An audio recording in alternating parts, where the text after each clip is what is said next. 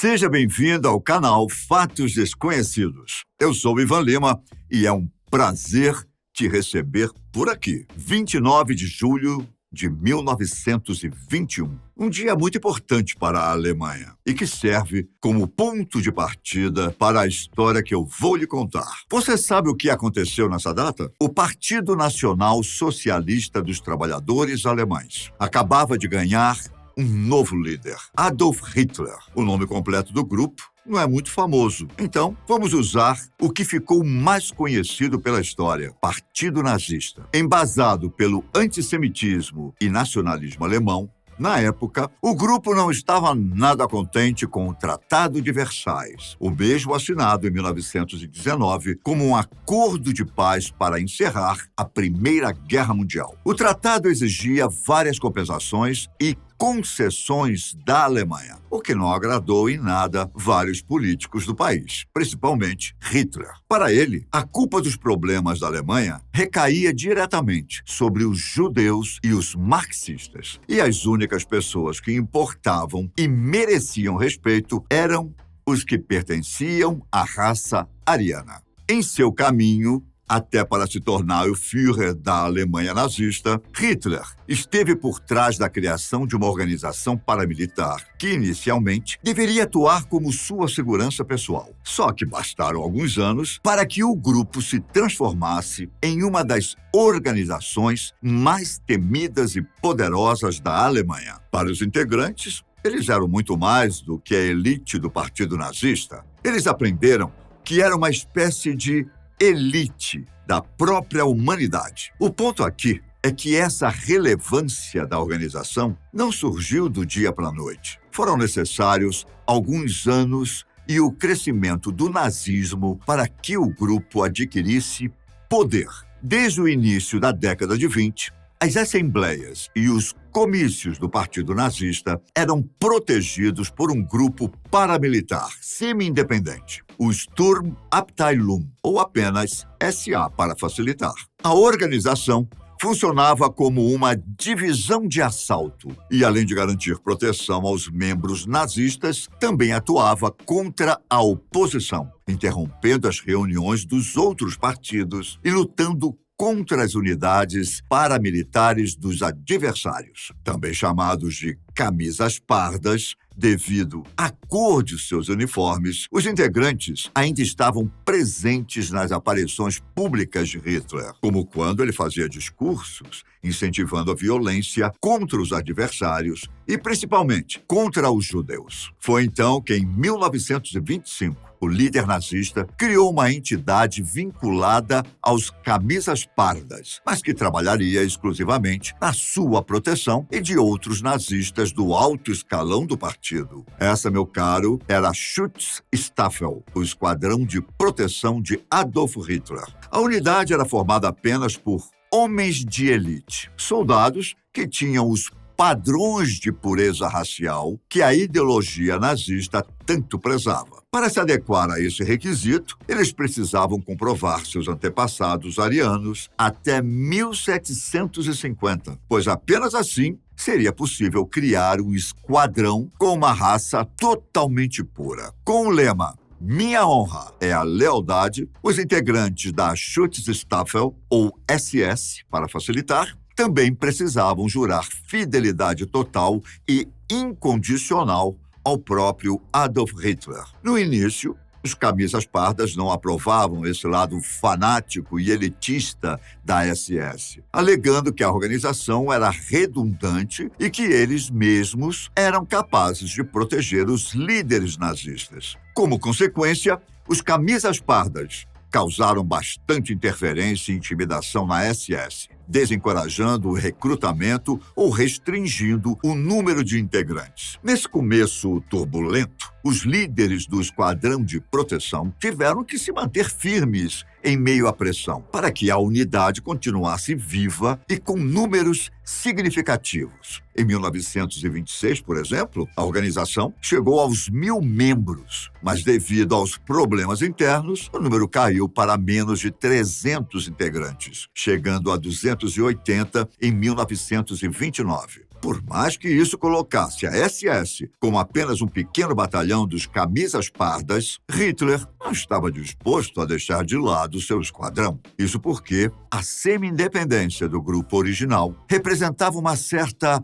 ameaça ao poder do líder nazista. Como forma de garantir que sua autoridade não fosse questionada, ele passou a substituir aos poucos os camisas pardas pela SS. Embora o número de integrantes fosse pequeno em 1929, foi nesse ano que a balança pendeu significativamente para o lado de Hitler, quando Heinrich Himmler foi nomeado como líder do esquadrão. De início, os camisas pardas imaginavam que conseguiram passar por cima de Himmler, um homem que até então era visto apenas como um funcionário de escritório que falava manso e não tinha serviço militar. O que ninguém esperava era que suas habilidades organizacionais e seu fanatismo fariam a SS se tornar um dos maiores grupos nazistas. O novo líder da unidade estava determinado a transformá-la na maior força de elite da Alemanha, até que finalmente pudesse se separar dos camisas pardas e alterar suas funções dentro do partido nazista.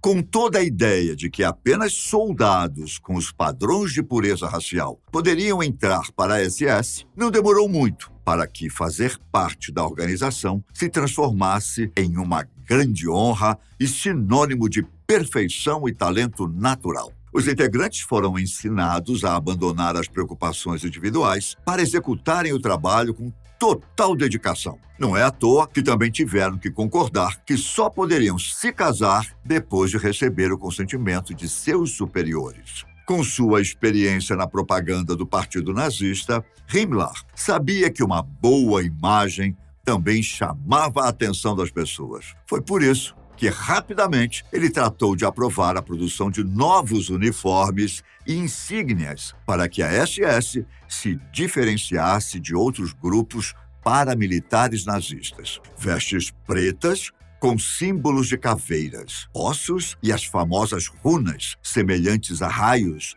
se tornaram um símbolo da Schutzstaffel. O impacto dessas mudanças foi praticamente instantâneo. Ex-integrantes de outros grupos paramilitares da Alemanha que admiravam o partido nazista, mas não se interessavam pelos camisas pardas, logo ficaram atraídos pela disciplina, eficiência e elitismo da SS. De 280 membros, a unidade passou para mais de 1.000 no final de 1929. Já no ano seguinte, o número cresceu para 3.000 e no fim de 1933, depois que Hitler foi nomeado chanceler da Alemanha, a SS tinha mais de 200.000 membros. Em teoria, o esquadrão ainda fazia parte dos camisas pardas na época, só que agora com muito mais independência e autonomia, desde que Hitler havia decretado que os comandantes dos camisas pardas não tinham mais poderes operacionais sobre a SS. Com o aumento de integrantes, Himmler organizou uma espécie de seleção e de 1933 a 1934, toda a organização foi analisada e os membros considerados preguiçosos ou indisciplinados foram expulsos. Também é importante frisar que, em 1933, Himmler inaugurou o primeiro campo de concentração nazista. Próximo da cidade de Dachau, o local tinha como finalidade conter os opositores políticos do Partido Nazista. O campo estava diretamente ligado ao novo posto que Himmler alcançou no ano seguinte, o de chefe da polícia secreta do Estado da Alemanha, a famosa Gestapo. Essa polícia era encarregada de encontrar e prender os adversários de Hitler. E como não havia julgamento, muitas vezes, oponentes políticos e pessoas que não obedeciam às leis nazistas eram encaminhadas para campos de concentração ou executadas. Durante todo o ano de 1933, agentes nazistas praticamente eliminaram toda a oposição, fazendo com que o partido de Adolf Hitler fosse o único da Alemanha. Não havia mais democracia no país, e um episódio de 1934 mostrou que nem os próprios nazistas estavam seguros. Naquele momento, os camisas pardas estavam com cerca de 3 milhões de integrantes. Seu líder, Ernest Röhm, já havia declarado apoio à ideia de uma segunda revolução na Alemanha, como forma de redistribuir o capital para a população. Isso, é claro, não agradava a Hitler, que tinha medo de que a organização, de alguma forma, se tornasse independente. Além desse atrito, Röhm também tinha alguns desentendimentos com outros oficiais e não era bem visto por conta de sua homossexualidade. Tudo isso fez com que ele se transformasse em um símbolo fraco e prejudicial para o regime nazista e para lidar com a situação. Hitler usou sua arma favorita, a violência. Entre a noite do dia 30 de junho e a madrugada de 1º de julho de 1934, o líder nazista comandou uma operação da SS, em conjunto com a Gestapo,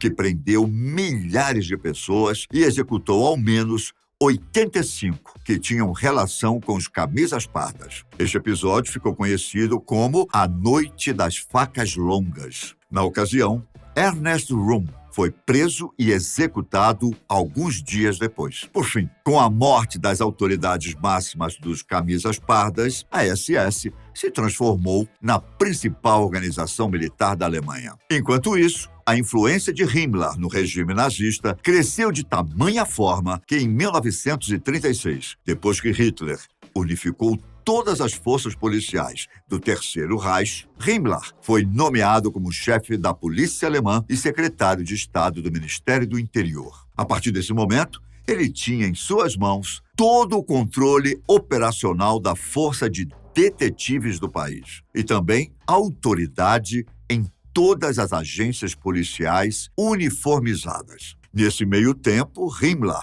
deixou fluir todo o seu interesse por ocultismo e misticismo por debaixo dos panos, fazendo com que a SS se transformasse em uma espécie de seita nazista. Ele chegou a organizar cultos com os integrantes da organização para adorar os ancestrais e reforçar a ideia de que era preciso manter a raça pura. Havia até mesmo um sacerdote responsável pelas cerimônias, um homem chamado Karl Maria Welligut. Himmler também modificou muitos costumes para colocar a SS em destaque, desde cerimônias de batismo até casamentos e funerais. A sede desse lado místico da organização ficava ao norte da Alemanha, no castelo de Wewelsburg, onde Himmler queria que fosse o centro do Novo Mundo. Ainda na metade da década de 30, a SS deu origem a 2 subdivisões importantes para a organização. Uma delas foi a SSVT, a divisão militar que ficava a serviço do Comando-Geral de Hitler. Nesse começo, a tropa dependia do exército alemão para receber treinamento militar e armas, e apenas os voluntários que completaram 4 anos de serviços no RAD, o Serviço de Trabalho do Reich, poderiam se tornar membros. Já a segunda subdivisão criada foi a SSTV, que pode ser traduzido como Unidades da Cabeça da Morte, responsável pela administração dos campos de concentração e extermínio na Alemanha nazista. Essa unidade tinha sua própria estrutura de comando, sendo responsável por contribuir com o genocídio da população judaica durante a Segunda Guerra Mundial. Quando o conflito teve início, em 1939, Himmler estabeleceu uma espécie de versão ampliada da subdivisão que funcionava como uma entidade militar, a SSVT, agora a chamada Waffen-SS. Ficou conhecida por ser o ramo de combate da SS, com pessoas da Alemanha nazista e tanto voluntários quanto recrutas de outras regiões. No início, havia apenas 3 regimentos, e conforme a Segunda Guerra Mundial seguia, esse número aumentou para 38 divisões. Enquanto algumas tropas tinham envolvimento diário nos campos de extermínio, outras se tornaram especialistas no assassinato de pessoas em terras ocupadas pelo regime nazista. Alguns relatórios indicam que, em um intervalo de 6 meses, a Waffen-SS já tinha 150 mil integrantes e, nesse caso, não havia apenas cidadãos alemães. Em 1940, com a proposta de Himmler de incluir indivíduos estrangeiros, a organização passou a ter membros vindos da Romênia, Hungria e Iugoslávia. Só que mesmo com esse, digamos, relaxamento das regras, a Waffen-SS ainda continuava com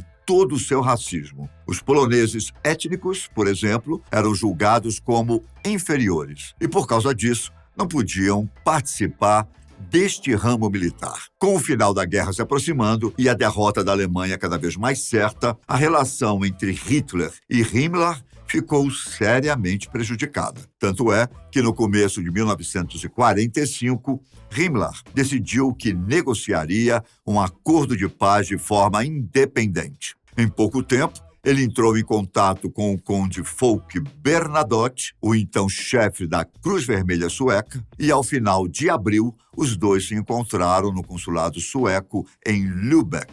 Na ocasião, Himmler atuou como líder provisório da Alemanha e pediu que o conde comunicasse ao então general Eisenhower que seu país não pretendia se render à União Soviética, mas sim aos aliados ocidentais. A título de curiosidade, o general Eisenhower, com quem Himmler conversou, era o comandante supremo das forças aliadas na Europa e, mais tarde, se tornaria o 34º presidente dos Estados Unidos. Por mais que a proposta de Himmler tenha sido deixada por escrito para o general, de nada adiantou. Poucos dias depois, Hitler ficou sabendo de tudo e não só mandou prender Himmler por traição, como ainda o destituiu de todos os seus cargos e o expulsou do Partido Nazista. Pouco tempo depois, ele conseguiu fugir, mas acabou sendo capturado pelos aliados ocidentais e cometeu suicídio durante o exame médico. Himmler mordeu uma cápsula de cianeto de potássio